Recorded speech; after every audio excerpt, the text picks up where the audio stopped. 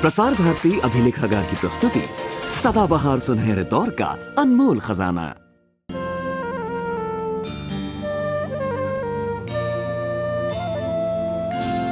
सुलग रहे हैं दिलों में कई सवाल, जिंदगी कैसे जिए ये भी एक सवाल। सुलग रहे हैं दिलों में कई सवाल, जिंदगी कैसे जिए ये भी एक सवाल। उठा के सिर जियो बनोगे तुम मिसाल, उठा के सिर जियो बनोगे तुम मिसाल। बन जाओ तुम ही वो मिसाल, हो जाओ तुम ही वो मिसाल। बन जाओ तुम ही वो मिसाल, हो जाओ तुम ही वो मिसाल। बैठिए बैठिए, आप सब बैठिए। अरे भाई, तुम्हें देखी तो ये सब ऐसे खड़ी होने लगी जैसे तुम बहुत बड़ी नेता हो गई हो। अरे भाभी, मैं कोई बड़ी नेता वेता नहीं हूँ। मैं तो तुम्हें एक खुशखबरी देने आई हूँ। क्या? इधर आइए। मैंने वकीलों से बात की है। उनका कहना है कि अगर दर्शन अपना बयान ना बदले तो फैक्ट्री के सारे कागजात भैया के नाम हो जाएंगे। लेकिन छाया, इतने दिन से इनका भी तो कुछ पता नहीं चल रहा है। छाया दीदी, आशा, आपके भैया का नाम काशीनाथ है ना? हाँ? वो मिल गए हैं। पुलिस ने उनका पता लगा लिया है। चलो भाभी, पुलिस स्टेशन चलते हैं।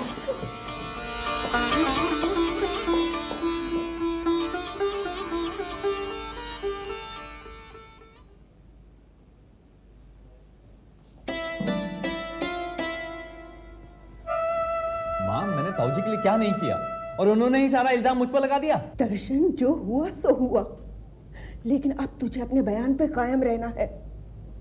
तुम लोगों की चाल ने तेरे बाबूजी की जान ले ली, लेकिन अब जो फैक्ट्री का सही हकदार है उसे हमें फैक्ट्री वापस दिलवानी है। बस, इसके अलावा हमें और कुछ नहीं करना। नहीं माँ, मैं ताऊजी को नहीं छोड़ूंगा। उन्होंने मेरी जमानत तक देने से इनकार कर दिया। तो उसकी फिक्र मत कर, छाया तेरी जमानत दे देगी और तू 2-3 रोज में छूट जाएगा। लेकिन अब कोई तुझे लालच दे तो तुझे अपना बयान नहीं बदलना है। क्या सोच रहा है? तू चल माँ, और सरोज भाभी से कह दे कि मैं उन्हें उनकी फैक्ट्री वापस लौटा दूंगा। चुप चुप जी बेटा, भगवान तुझे सद्बुद्धि दे।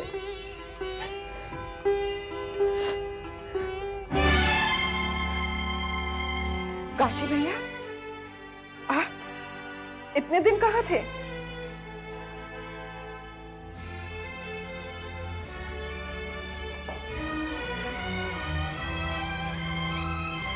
ये धर्मशाला में ठहरे हुए थे।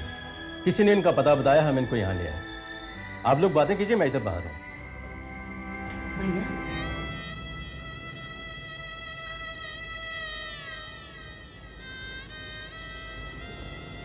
भाभी, चलिए हम जरा बाहर चलते हैं।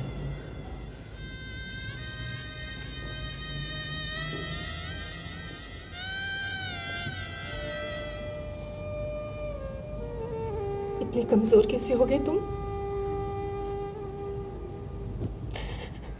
कैसे हो गए इतने कमजोर तुम?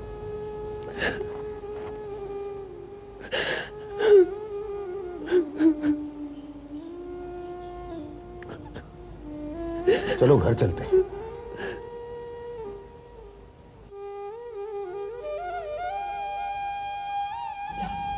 बैग मुझे दे। नहीं, मैं अपना बोझ उठा सकता हूँ।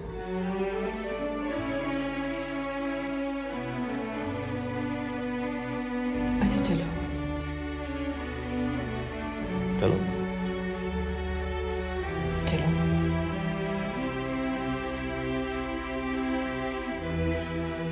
चलते हैं।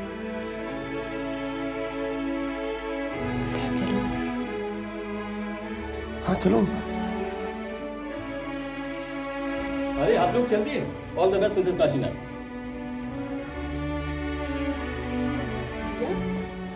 अरे छाया वो तुम ठीक है, मैं देख लूंगा। काशी बेटे, काशी बेटा, काशी बेटा कहाँ चला गया था? अपनी माँ को छोड़कर कहाँ चला गया था? कहीं नहीं, मैं तो फैक्ट्री के काम से गया था। बाहर में गई फैक्ट्री? चल घर चल कर बैठ। नहीं अम्मा, घर चल के बैठ गया तो फैक्ट्री बैठ जाएगी। टाइम कहाँ है मेरे पास? टाइम कहाँ है? 1 मिनट की ढील नहीं होनी चाहिए। देखो ये देखो, ये सड़क पे खड़े होकर शेव बनाता हूँ। हाँ हाँ, चलो सरोज, देर हो रही है, चलो। हाँ? तुम अपनी लड़ाई जारी रखना। हाँ? चलो। आओ काशीनाथ, मैं तुम्हें घर छोड़ दूं।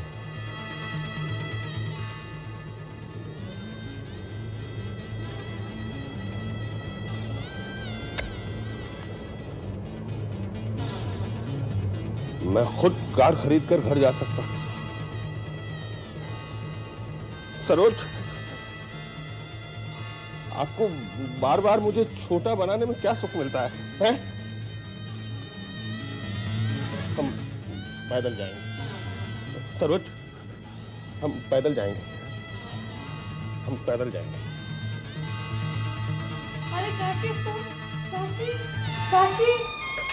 छाया, काशी भैया को क्या हुआ है? अम्मा, अम्मा रुकिए जरा।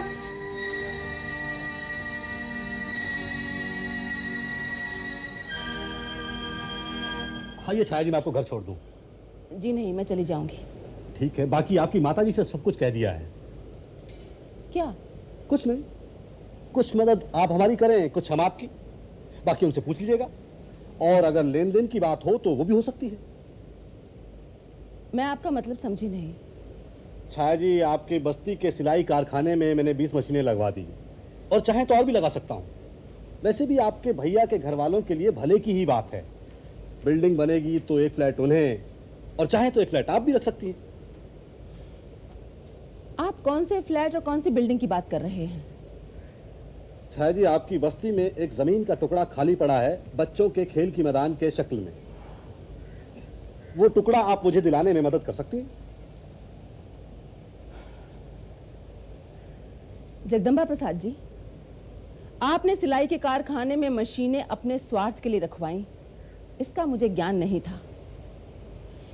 खैर, मैं आपके किसी भी ऐसे काम में मदद करने के लिए तैयार नहीं हूं जो बस्ती वालों के हित में ना हो। आज आपका असली रूप मेरे सामने आ गया। आइंदा ख्याल रखूंगी कि आपसे कभी भी किसी तरह की कोई मदद ना लूं। नमस्ते। जब नोट सामने देखोगी तो झट से पिघल जाओगी छाया जी। सब कुछ बिल्कुल ठीक ठाक चल रहा है। अपनी छाया कॉर्पोरेटर है।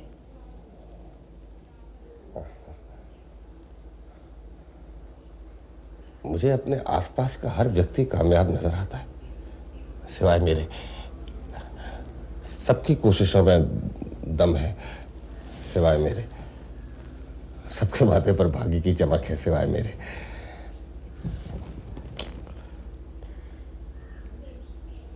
आप ऐसा क्यों सोचते हैं?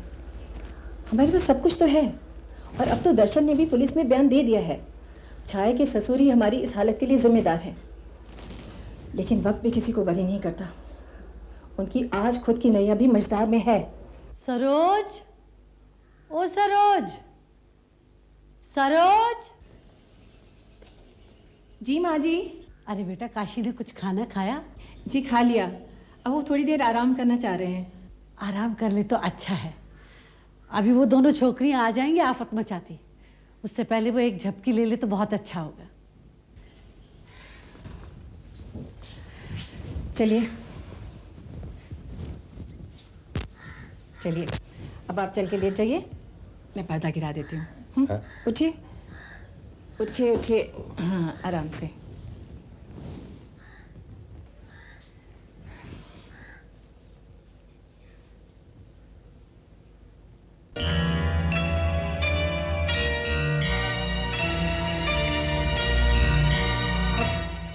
आप माफी क्यों नहीं मांग लेते? आखिर सब अपने ही तो हैं। कैसी माफी? किस माफी की बात कर रही है तू? है किसी में इतनी औकात जिसके आगे मैं हाथ फैलाऊं? अरे क्या रखा है इस बेकार की हेकड़ी में? बहू और बेटे से ही घर में रौनक होती है। अभी जिंदगी काफी है। आप कब तक इस तरह अकेले हारे हुए आदमी की तरह रह सकेंगे? सारे मोहल्ले में थू थू हो रही है। अखबार वालों ने भी आपका नाम कम बदनाम नहीं किया है। अब तो सिर्फ एक ही रास्ता है, आप धीरेन और छाया को यहाँ बुला लीजिए। उनके बिना तो मुझे यहाँ एक पल नहीं सुहाता। नहीं सुहाता ना? नहीं सुहाता ना तुझे? खड़ी हो, खड़ी हो। अरे जा उनके साथ जाके रह। निकल जा इस घर से। मुझे किसी के साथ नहीं रहना, मैं अकेला रहूंगा। अकेला रह सकता मैं। दरवाजा खोलिए ना, दरवाजा खोलिए। सुनिए तो, मेरी बात तो सुनिए। भाभी, ये फैक्ट्री के कागजात।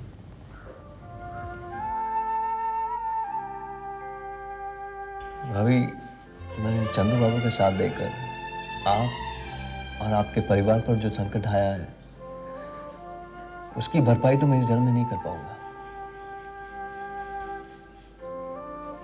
मैंने अपनी मां को विधवा बना डाला। शायद नर्क में भी मुझे जगह नहीं मिलेगी। दर्शन, स्वर्ग नर्क सब यही है। तूने इन्हें फैक्ट्री सौंपकर मेरी मंशा पूरी कर दी। सरोज, काशी भैया कहाँ है? वो जरा टहलने गए हैं, बस अभी आते होंगे। फैक्ट्री के कागजात पे तो उन्हें ही साइन करने हैं ना। मगर वो तो फैक्ट्री का नाम सुन के भड़क उठता है। अरे तू ही साइन वाइन करके ले ले कागज। सरोज, माँ जी ठीक कह रही है।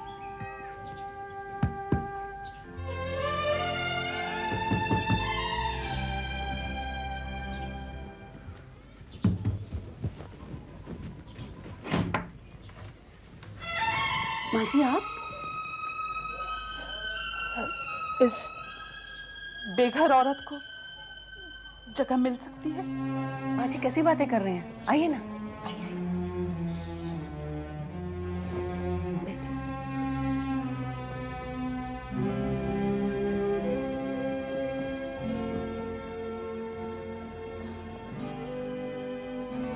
छाया, मैंने कई सालों तक तुम्हें बुरा भला कहा, अपने पति का साथ देकर हमेशा तुम्हारी आवाज को दबाया। मगर आज मुझे अपने घर में यह एहसास हुआ कि अपने जीवन की सत्ता पूरी तरह से एक मर्द के हाथों में सौंप दी जाए तो हमेशा उसका शोषण ही होगा। माँ जी, बात क्या हुई? जरा खुलकर बताइए ना। बात बहुत लंबी भी नहीं। छाया, धीरेन के पिता ने मुझे घर से निकाल दिया और मेरा कसूर भी सिर्फ इतना था कि मैंने उन्हें अपने जिंदा होने का एहसास कराया। बस इसी बात पर उन्होंने मुझे बेघर करके घर से निकाल दिया। माँ जी, आप बेसहारा नहीं हैं, अपने बेटे के घर पर हैं। बाबूजी हमारी दुनिया में शायद अब कभी लौट कर नहीं आएंगे, लेकिन उन्हें भी इस बात का एहसास तो हो ही गया होगा कि पुरुष को नारी की परिभाषा बदलनी होगी, वरना नारी उत्थान की आंधी के सामने पुरुष का दम टिक नहीं पाएगा।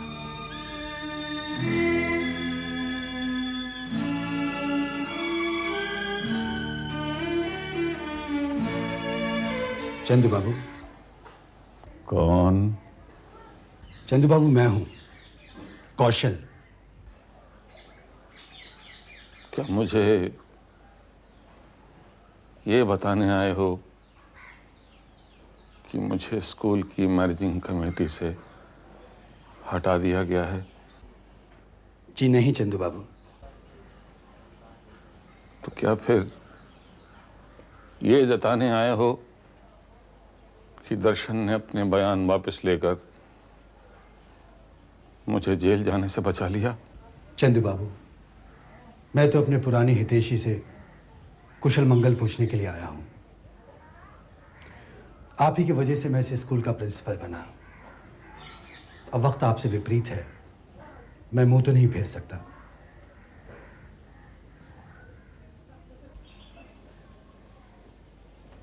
क्यों नहीं फेर सकते? सब के सब तो मुंह फेर कर चले गए। कोई मेरे आगे रुकना नहीं चाहता। क्यों कौशल? मैंने चाहा था सबको अपने काबू में रखना। औरत जात के लिए मेरे दिल में कभी कोई इज्जत नहीं रही। तो क्या सिर्फ इसमें मेरा ही दोष है? मैंने अपने बाप को यही करते हुए देखा है। मेरे बाप के बाप ने भी यही किया होगा। मेरा चरित्र मेरे पूर्वजों की देन है कौशल। फिर मुझे ही दोषी क्यों ठहराया जाए? नई हवा बही तो मेरी चूलें हिल गईं। मुझे अपना पूरा व्यक्तित्व विध्वंस होता नजर आ रहा है कौशल, वो भी एक अदना सी लड़की की वजह से। ऊपर वाले ने भी क्या खूब मजाक किया है। मेरे अहम को चोट पहुंचाने के लिए उसने उसी लड़की को मेरे घर की बहू बनाकर भेज दिया। छाया जैसी बहू तो हर घर में होनी चाहिए चंदू बाबू। फिर मेरे जैसे कितने ही घर टूटेंगे कौशल, इसका अंदाजा है तुम्हें? तो बुराई ही क्या है? हमारे पुराने खोखले नियमों का कभी ना कभी तो पतन होगा ही चंदू बाबू। कैसे बदल सकता है आदमी अपने पुराने संस्कारों को यकायक?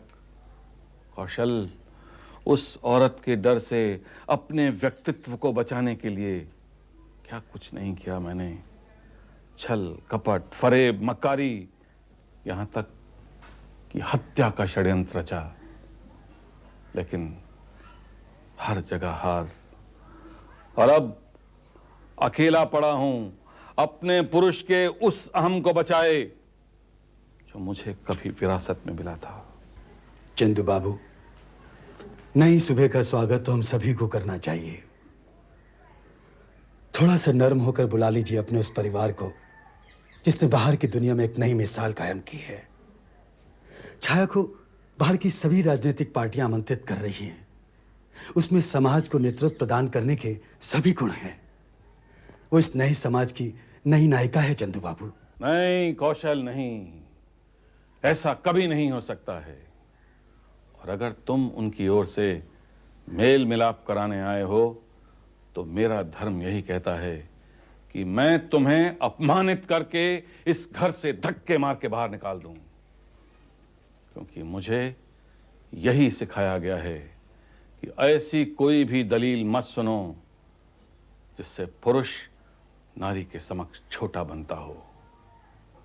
मैं यहां अकेला इस घर में चांडाल की तरह डोलता हुआ मर जाऊंगा, लेकिन इस जन्म में ये जानते हुए भी कि मैं गलत राह पर चल पड़ा हूं, अपनी राह नहीं बदलूंगा। शायद मुझे इसी में संतुष्टि मिलेगी। जीना है तो संतुष्टि से, फिर उसे पाने के लिए चाहे गलत रास्ता ही क्यों ना अख्तियार करना पड़े। ये एक नकारात्मक सोच है चंदू बाबू। जीवन के सही मूल्यों की कितनी अच्छी पहचान है आपके पास। तो फिर क्यों नहीं सत्य का रास्ता अपना लेते? नहीं कौशल, हम जैसे व्यक्तियों की वजह से ही नारी ने सिर उठाया है, और उसका सिर उठाने के लिए हम उसे उसके अधिकारों से और आगाह कराएंगे। उठाने दो उसे सर ऊंचा, इतना ऊंचा कि हम उसके सामने बौने नजर आने लगे। इतने बौने कि घबरा कर कीड़े मकोड़े बनकर उसकी शक्ति के सामने झुलस कर मर जाएं। जाओ कौशल, चले जाओ यहां से और जाकर कह दो दुनिया से कि चंदू बाबू ना बदला है न कभी बदलेगा। अपने पुरखों के पापों का बोझ उठाए ही दम तोड़ देगा। जाओ, चले जाओ, दूर हो जाओ मेरी निगाहों से और फिर कभी मेरे पास आने की कोशिश मत करना। जाओ।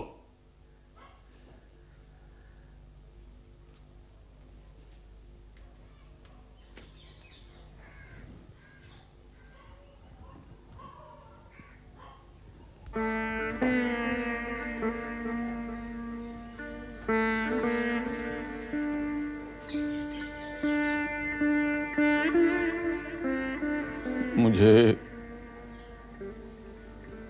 माफ कर देना छाया, मैं तुम्हारे लिए इस जन्म में नहीं बदल पाऊंगा, लेकिन इतना जरूर कर जाऊंगा कि मेरे जैसा नर पिशाच इस दुनिया में फिर कभी ना पैदा हो, जो नारी को नारी के अस्तित्व से परे कर दे। तुम जीत गई छाया, मैं हार गया। तुम बेमिसाल हो।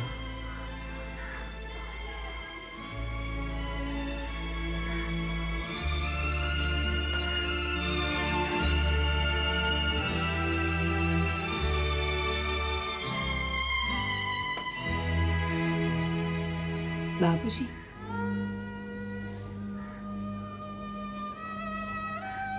आप भी उतने ही महान हैं। हाँ बाबूजी, और बड़ा आदमी भी वही होता है बाबूजी जो अपनी गलतियों को बड़ी सहिष्णुता से स्वीकार करता है। आपके बिना तो हम पूरे परिवार की कभी कल्पना भी नहीं कर सकते बाबूजी।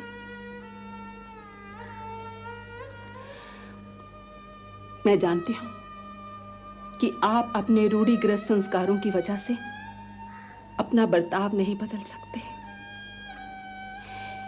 लेकिन कम से कम हमें एक मौका तो दीजिए।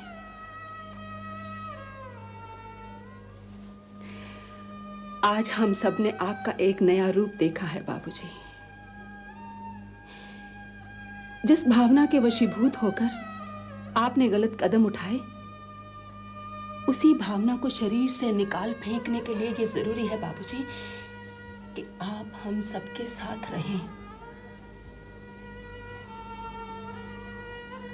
मुझे देखकर जो आपके दिल में नफरत होती थी, शायद अब वो समाप्त हो गई है। बाबूजी, क्यों ना आज से हम सब एक नई शुरुआत करें।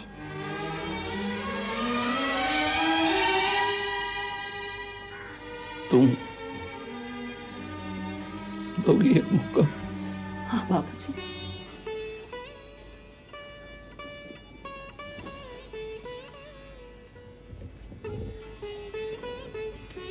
धीरेन, तुम और तुम्हारी माँ मुझे एक मौका और दोगे बाबूजी?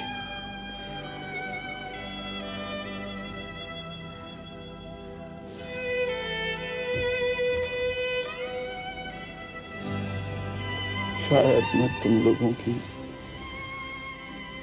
इस नई परिभाषा के साथ